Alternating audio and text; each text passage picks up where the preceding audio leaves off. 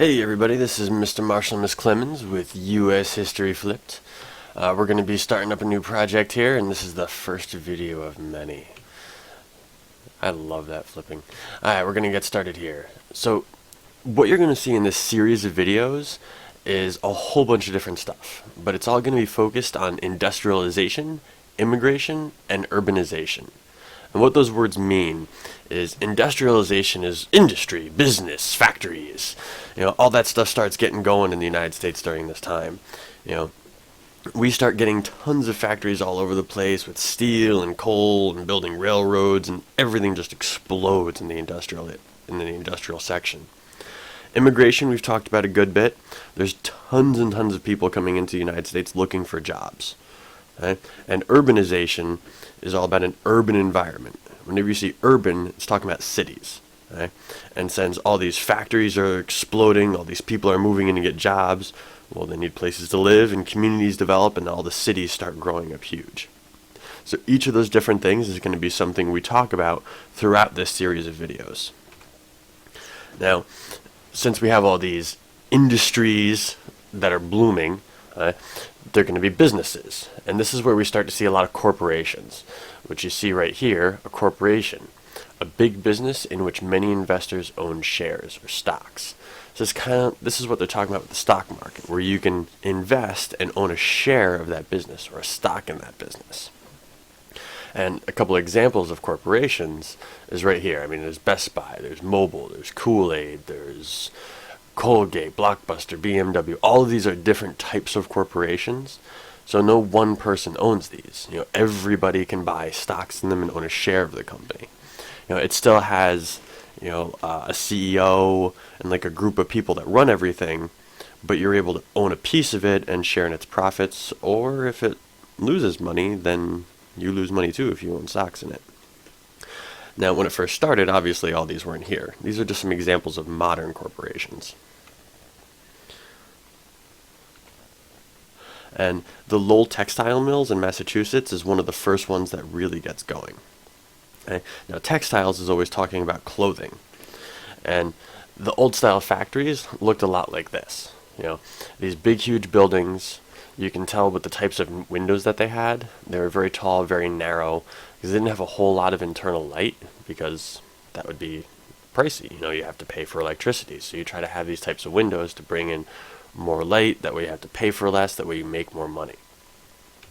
And these textile mills were huge. I mean, you take a look at this picture. There's factories all over the place. And all these factories do is just pump out clothes just over and over and over and over again. And the working conditions in them got to be pretty bad. I mean, if you can imagine just bending over a sewing machine for 10 or 12 hours a day, not getting any breaks. If you don't work hard enough, you're just fired and they hire somebody else, so the pay is really bad.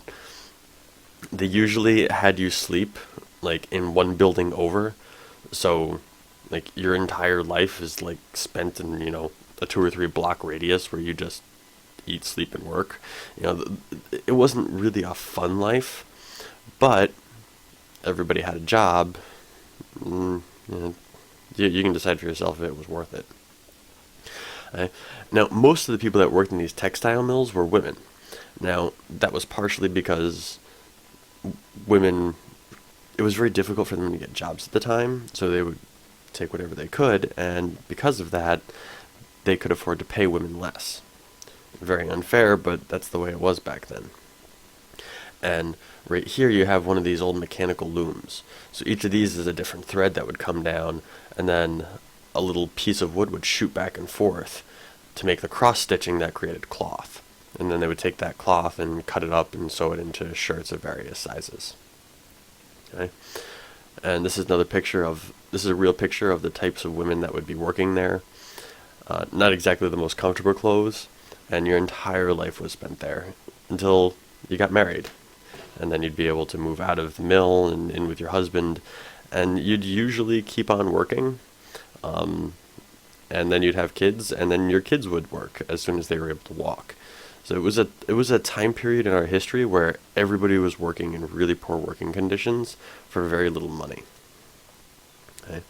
This is another picture of a woman working at one of these looms, and it could be pretty dangerous, especially for women. I mean, you take a look at the floor. There's garbage all over the place. So like if you step on that, you trip, fall. If your hand goes in to anywhere where you see these threads going in, the shuttle, if it hit your finger, I mean, it was a big needle, man. That would cause one serious gash. And if you didn't work hard enough, you were dead. You were just fired. Like, that was it. Some other big industries was, first one, the steel industry. Steel became huge. I mean, we finally had a metal, super, super strong, that could be created in any shape that we wanted, that was also very light. Right? And once people realized how to make steel with like Henry Bessemer's like new method, then it just exploded. I mean, it's what allows skyscrapers to be built. It's what allows railroads to be built, and it's what allows all the different machinery that you see in the factories to be built. So the steel mills just went crazy. Right here you see a couple of the old workers. Right here is a slightly more modern picture of a guy making steel, and right here are all the different factories. Now, in order to make steel, you need coal, because you need to heat the furnaces. And these are some pictures of the old coal mines. And yes, these are mostly children. They actually preferred to hire children because they were smaller.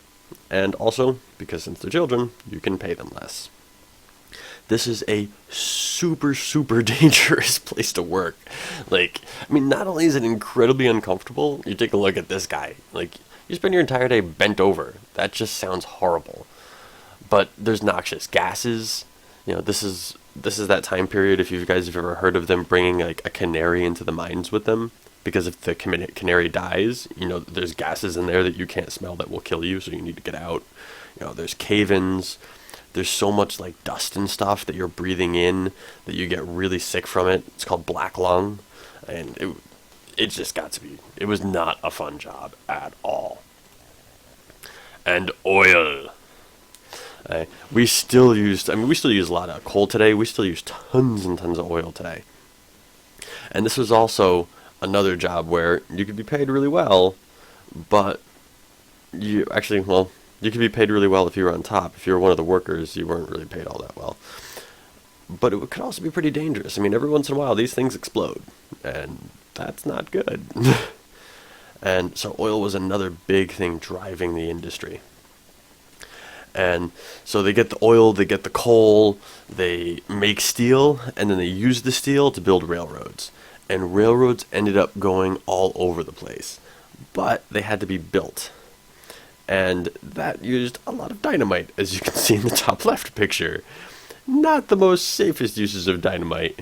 There was one guy whose job was to light the dynamite. And if when you light the fuse and the fuse travels a couple of feet and then goes out, it's still his job to walk over there and light the fuse again. He was not the safest man on the job site. But he did get paid a little bit more. On the bottom left, you see a whole bunch of immigrant Chinese workers who are digging out the railroads. Right? Top right, you have one of these luxury cars that the rich would drive in. Very, very nice. And on the bottom right, you have a picture of what one of the old railroad cars would have looked like. Right? And we started building railroads all over the place. Because we had the steel, we got to move all the stuff around, industry is booming. Horrible jobs, not paid very well, but people needed to work. And right here you can see how much railroads really explode. I mean, each one of these lines is a railroad. So as usual, lots in the Northeast, because that's where it started. That's where a lot of this industry starts up, especially in Pennsylvania. There's so many steel mills in Pennsylvania. It was ridiculous. Plus you have all over the Great Lakes region, because they can also use the lakes to get around, so it's really easy transportation. And then you start moving out west. Probably the biggest railroad that went east to west was the one that looped right on down here. That was the first one. And then they start building all these others going all over the place. So railroads were just huge. Now, once they start creating these railroads, once they start creating these steel factories and coal mines and oil drilling places, they start creating all of these different businesses that work off those. And people wonder, how do I make the most money out of my business? I get rid of everybody else. That's the competition. And that's where we start to get monopolies. And a monopoly is where you control everything in a market. So when a single company achieves control of an entire market. So if you're a guy that sells shoes, people need shoes. You can't walk around without them. So if you get rid of all the other people that sell shoes and you're the only dude, that means you can sell your shoes for $600. People have to pay it if they want shoes. There's nowhere else for them to get them from. You have a monopoly of that market. So say if you make steel, people need steel in order to build their railroads, in order to build their skyscrapers, and they can only get it from you. You can charge 3 times the price. They got to pay it. There's nowhere else for them to get it from. And right here we have you guys have probably recognized this as the monopoly, even though it's Googleopoly. The whole point of the game is to control all the businesses and then charge more money. That's how it works. And Microsoft on the bottom left here, they're constantly getting in trouble for people point fingers at them that they're a monopoly, and they're constantly getting in trouble for it.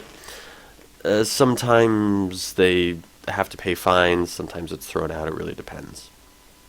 Monopolies are illegal. If the government can prove that you're in a monopoly, they'll break up your business.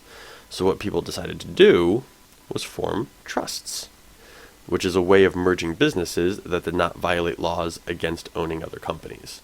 So you'd basically buy up all the different companies that own shoes, and you'd be like, no, I don't own them all. They're Bob's and Joe's, and we're just, they're all different. Yeah.